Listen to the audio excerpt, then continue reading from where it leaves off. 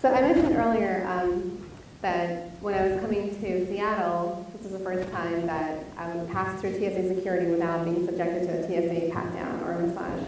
What I didn't mention earlier was that there was a woman on our flight, and she was wearing a shirt. And I'm not somebody who's necessarily very perceptive or observant, but I happened to notice that on her shirt she had a message. And it said, "You can't fix stupid, but you can vote it out." And it's the truth. I think in this political climate, we can't turn on a TV without hearing about Donald Trump and what he and his administration are up to.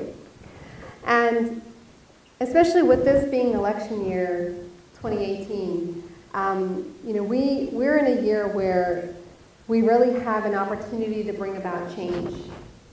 I'm going to ask you a random question. How many of you are eligible to vote? Wow, quite a few of you.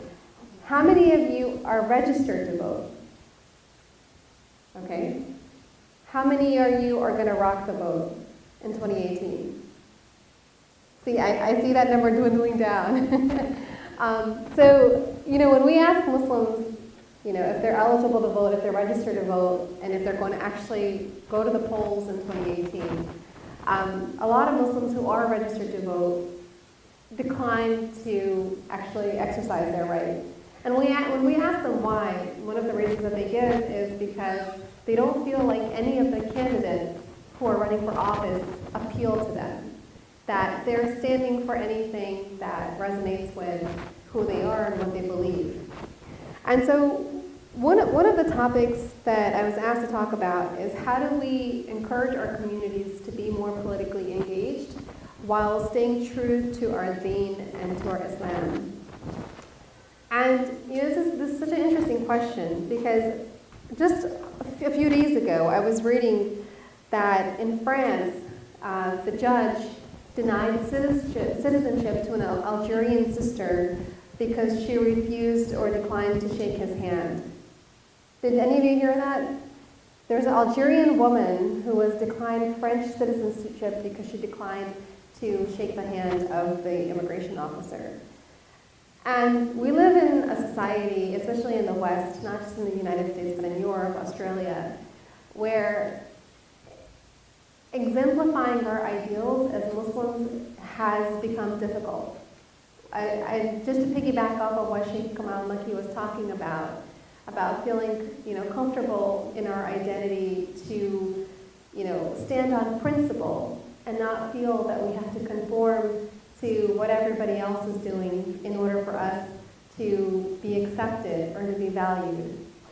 One of my favorite quotes is by Abraham Lincoln, and it says, "Put your feet in the right place and stand firm." And it's better for us to stand on principle and stand true to our ideals as Muslims, as people who practice to varying degrees, than it is for us to feel like we have to conform what we believe and compromise our values. What does principled activism look like? I was just talking with a student earlier. She was saying how even Muslim politicians are supporting AIPAC and the Zionist lobby, who is actively endorsing the slaughter of innocent Palestinians in Gaza and different parts of Palestine. And the reality is that it's hardly shocking to hear of even Muslim politicians who have compromised their values and their beliefs in order to feel like they have to conform so that they can, advance in politics. I remember, I think it was in 2016, there was a young Muslim brother in Maryland, in one of the counties. He was running for public office. And this brother never drank a day in his life, to my knowledge. Like, I had seen him at different events, and he never drank. I'd never seen him drink. And there was a campaign event where a bunch of different individuals had come together who were endorsing him. And for the first time in my life, I saw him with alcohol, and he was drinking, and I was shocked. And I asked him, I was trying to be discreet, but I was curious. I said, "Brother, do you drink?" I didn't realize he drank. Not judging him, but just curious. And he said, oh, well, sister, we're here with supporters and allies, and I just do it occasionally when in these settings. And it reminded me that as Muslims, when we feel like we have to adapt to that level where we're compromising core beliefs and core values, then Allah subhanahu wa ta'ala takes the barakah away from the work that we're doing. He did not win the election, and I'm not saying that that's why he didn't win the election, but people who are going to support you and people who are going to endorse your platform are the people who will appreciate who you are as someone who stands on your own ideals. It's so important for, especially our communities, for Muslims to be unapologetic in our identity as Muslim Americans, especially in this political climate where increasingly we're being told what Islam is and who Muslims are and what we aren't. Recently, many of you might have heard that Starbucks is holding a racial bias training in May. They're closing down their 8,000 stores, and they're going to be providing training for their employees after many of you might have heard there was an arrest in Philadelphia of two black brothers who were just sitting there. They hadn't ordered a beverage. And so the employee called the cops, and the cops came, they arrested them, and it was just a really nasty kind of a situation. And so a lot of people were calling for the boycott of Starbucks, and Starbucks came under heavy criticism, and eventually they decided that they were going to offer a racial bias training for their employees to help prevent something like this from happening again. Ironically, one of the organizations that they reached out to help offer this training is the ADL. And many of you may be familiar with the ADL, some of you are not familiar with the ADL. But this is an organization that is very Zionist in its approach. They have openly endorsed the Zionist agenda and helped to perpetuate the genocide and slaughter of innocent Palestinians. They've also thrown the Muslim community under the bus on multiple occasions. And not only that, but they've also made many statements that have been anti-black, against the black community. And so it was deeply ironic that this was the organization that was being invited to come deliver a racial bias training. And so several different nonprofit organizations decided to reach out to Starbucks and encourage them to drop ADL. And the Jewish Voice for Peace was actually one of the ones who issued or put out an action alert. But when I personally reached out to a Muslim organization about doing so, not CARE, a different organization, I was told that they were concerned because of the potential backlash that they would face. And they did not want to, come under scrutiny. And it reminded me of the need for us to hold our public officials, hold our activists, hold our public leaders accountable. Because when these people and these organizations, these entities are on the front lines advocating on behalf of our communities, it's very important for them to speak a language and send a message that resonates with our ideals and who we are and what we believe. And sometimes that means that we will alienate people. Sometimes that means that we will make enemies and we will lose friends. And that's part of standing on principle. And it can be done diplomatically, but it's very important to not feel like we have to conform. We're at a critical juncture in our country from a political perspective. I touched earlier in my talk about how, despite a long history of Islam in America, Muslims are often seen as foreigners who don't belong. And even though we shouldn't feel like we have to prove our patriotism or that we have a right, we shouldn't feel like we have a right to be here, that we have a right to call ourselves Americans. A lot of people do. And we see a lot of apologists in our communities who unfortunately constantly feel like they need to change their messaging and align their messaging in order for it to be popular or for it to be acceptable with different communities who are not Muslim. And we have a responsibility to be engaged in the political process and help elect leaders who really reflect our diverse community's interests. Our absence in the political sphere essentially translates to complicity, and that's unethical and unjust, and that helps promote unjust policies.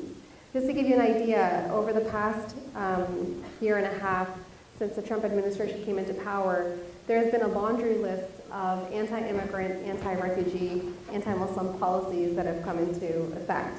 Just a few: increasing immigration enforcement and increasing the presence of border patrol security along the U.S.-Mexico border. Various iterations of the Muslim ban. We currently have the third iteration that's been upheld and is currently in effect. Many of you might remember the iPad laptop ban, right, from some Muslim majority countries where people who were traveling could not bring a laptop or iPad on board on the plane because that was seen as a threat. There's also the reduction in the number of refugees who were allowed to be resettled in the United States. Only 11 Syrian refugees have been resettled in 2018, and this is shameful. This is absolutely egregious, the fact that this administration has shut down, essentially completely shut down refugee resettlement in the United States from some of the most war-torn, most poverty-stricken regions of the world, who just happen to also, in some cases, be Muslim. We've seen the attacks on DACA and ending the temporary protected status of undocumented children who were brought, or students who were brought here to the United States when they were children. And in real time, we've seen the effects of these policies on so many communities of color, predominantly communities of color, who now either live in fear or they're changing their identity to feel like they fit in so they don't stand out so much, and who really feel increasingly isolated and marginalized.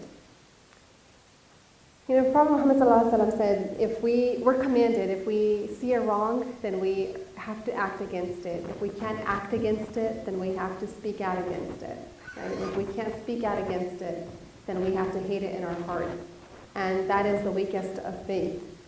Our vote is our voice in action. And a lot of people say that, oh, well, you know, there's a Muslim candidate running, support them.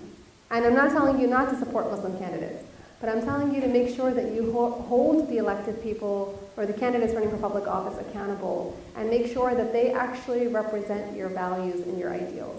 We are tired of tokenism, right? We've seen many, many years of tokenism where Muslims have been invited into spaces to be like that, you know, that one person who's at the table so that we can say that we are an inclusive society or an inclusive organization. We don't need tokenism. We need people who are going to champion the causes that really matter to us. They're going to really speak out for us and make sure that we are represented in the halls of power. And a lot of people say, well, how do you find elected officials? How do you support elected officials who are standing on principle? And my message to you is, if you don't find one, then become one. Become one. And I know that's a lot easier said than done, but principled politicians oftentimes start out as principled activists, right? They start out as principled activists who don't see anybody in public office who represents what they believe, what their ideals are, what their values are, what the key issues are that they're concerned about, and they start engaging on those issues.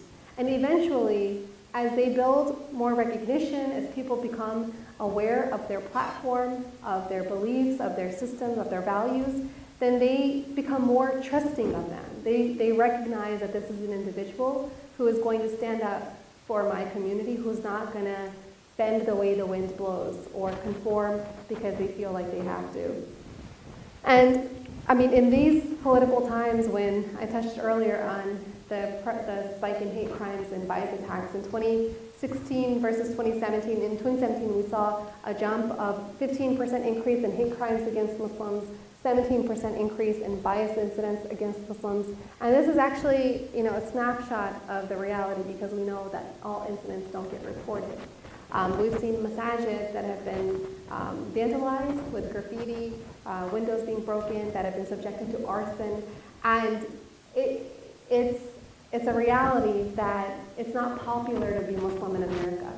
I had a reporter, I was doing a media interview a couple weeks ago, actually no, this was a couple months ago, and a reporter asked me, what does it feel like to be the least liked, like a member of the least liked community in America? And I paused for a minute and I asked her, I said, what do you mean? She said, well, you're Muslim. And Muslims are like at the bottom of the ladder, you know? Nobody wants to be associated with Muslims. It's not popular. And I smiled and I told her, I said, well, you know, there's nowhere to go but up. right? When you're at the bottom, there is literally nowhere else for us to go but up. And working with our communities, seeing the resilience, seeing the strength, the determination, especially within the next generation of Muslim youth who are growing up in the post-9/11 era, it has been incredibly inspiring to see the diversity and talent, the refusal to accept the status quo, to not allow, what's been, the trend for generations past to continue on now. And we see that, like in so many different spheres. A lot of people talk about how there's an unprecedented number of Muslims running for public office. It's called the Muslim blue wave, right? So currently, according to reports that have been put out, more than 90 American Muslims, nearly all Democrats, are currently running for public office here in the United States. We actually have the first Muslim governor who announced his candidacy, I believe last year, Abdullah Sayed in Michigan. And this is terrific news. This is actually amazing, amazing news, because considering that we are about, 3.5% of the population, granted there's a lot of work to do, but we have never seen this level of interest amongst American Muslims to be politically engaged. And a lot of these candidates don't have any political history. They don't even have, in some cases, a lot of experience. We have a 19-year-old in Howard County, Maryland, who's running for a Democratic Central Committee in that county. She's actually one of my mentees. But still, we see this energy amongst Muslims, that if we don't see candidates who reflect what we believe and who we are, then we're going to become those candidates. Then we're going to speak up, stand up, speak out, and say this is not who we are. We're going to show up in spaces where Muslims historically have not shown up and say that it's not enough for us to just stand on the sidelines anymore. We are going to be part of the solution, and we're going to help make change, inshallah. And so that's really encouraging. The Prophet Muhammad ﷺ said, for every day on which the sun rises, there is a reward from Allah subhanahu wa ta'ala for those who establish justice among people. And that justice can take a lot of different forms. It looks different to different people, and that can mean different things to different people.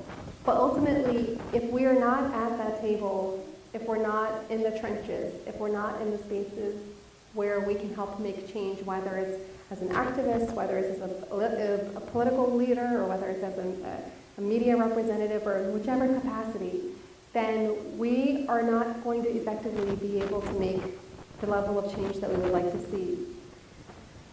And the reality is that when we talk about justice, we know that it cannot be for just us, right? Justice, when we talk about what that looks like and how that manifests and how that presents, it cannot be for just us. And I was also asked to talk a little bit about, intersectional activism and what it means to form alliances with other groups. And the reality is that when we look at anti-Black racism, we look at Islamophobia, we look at anti-Semitism, these are all flip sides of the same tarnished coin that profits off of spreading hate, that profits off of, spreading bigotry and intolerance and misunderstanding, misconception of different communities. A lot of people don't realize it, but there's actually a huge Islamophobia industry here in the United States. Just like how many of you and your family members wake up every day, you go to work 9 to 5, you go to school, but if you work as well, you go to work 9 to 5, you bring home money to pay bills.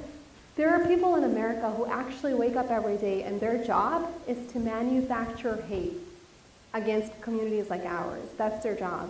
So this is the reality that we're living in today. It's a multi-million-dollar industry here in the United States alone. And if you tally up, the Islamophobia industry in Europe, it's just immensely profitable.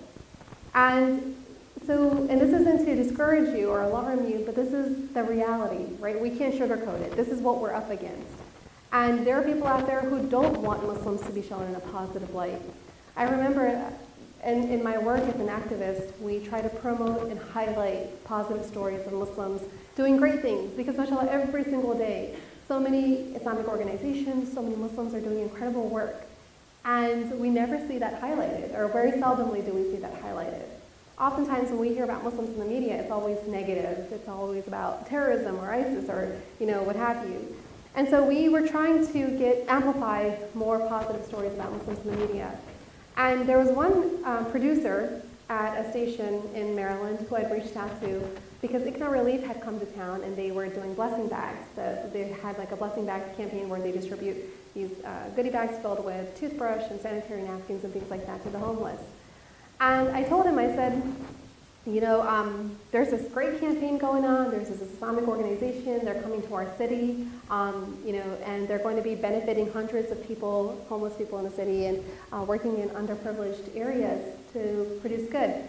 And he said to me, he said, oh, you know what? That sounds like a great story, but I don't think we're going to be able to do that. And I said, why?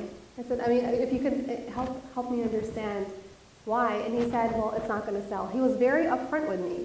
He said, it's not going to sell. That's not what people want to see when they turn on the news. They don't want to see positive stories of Muslims. And I was having a conversation with a friend of mine who works in communications, and she said that sensationalism is what sells. And a lot of, you know, these media companies, that's what they want. They want to sensationalize stories because that's what boosts their ratings, and that's what brings in the profit. And that just helps us understand, you know, some of the challenges that we're up against when we talk about, you know, correcting the narrative of Islam and Muslims and reclaiming our narrative to make sure that other people are not defining it for us. You know, Aboriginal elder Lila Watson said, if you have come here to help me, you are wasting our time. But if you have come because your liberty is bound up with mine, then let us work together. This is one of my all-time favorite quotes. If you have come here to help me, you are wasting our time. But if you have come because your liberty is bound up with mine, then let us work together. And especially in the context of intersectional activism, this especially resonates very strongly with me because oftentimes when we think about working for justice for different communities, we think that we're helping them, right? We're coming to their assistance. We're the heroes, right? We're standing up for justice. We're showing up in spaces where we have not. But it requires reframing the way that we think. Because when we show up in these spaces, I mentioned this earlier, we're not doing them a favor, we're doing ourselves a favor. Because in Islam, we're taught clearly that we have an obligation to stand up for justice and not only for our own communities.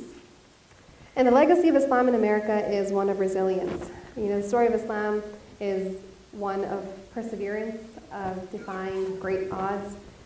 And, you know, a lot of people ask me, you know, you see like the level of hate crimes and bias attacks and all this pessimism and all these like crazy stories in the media about Muslims. I mean, is there anything that you feel hopeful about? Like, is there anything that gives you any sense of optimism?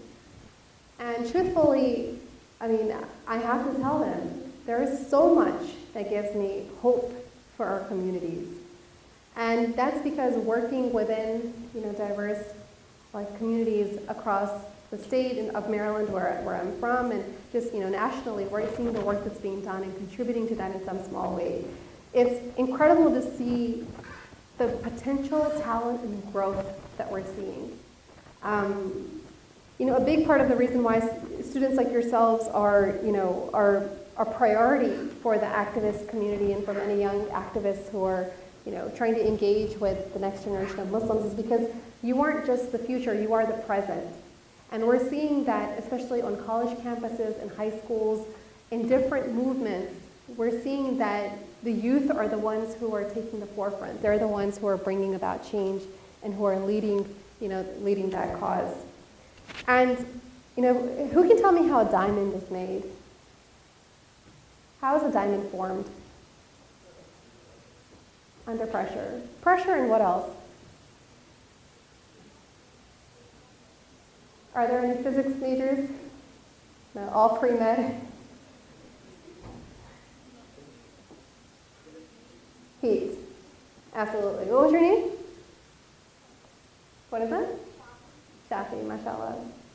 Right, so a diamond starts off as a piece of coal. You know, it's made up of carbon, it contains like all these impurities, and it's subjected to like this intense combination of heat and pressure, right? Heat up to thousands of degrees, intense pressure of about 130,000 atmospheres.